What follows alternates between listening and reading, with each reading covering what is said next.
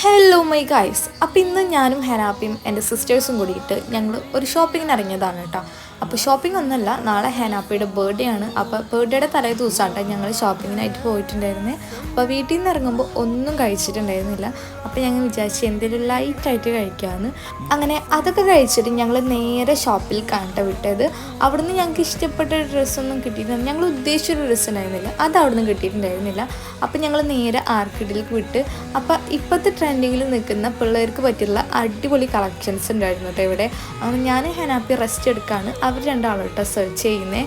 അങ്ങനെ നോക്കി ഞങ്ങൾക്ക് ഇഷ്ടപ്പെട്ടതൊക്കെ എടുത്തു. പിന്നെ അവൾക്കായിട്ട് അവൾ കുറേ സെർച്ച് ചെയ്യുന്നുണ്ടായിരുന്നു കേട്ടോ. അങ്ങനെ ഇതാ ബില്ലൊക്കെ പേ ചെയ്തിട്ട് ഞങ്ങൾ അവിടെ നിന്ന് ഇറങ്ങി.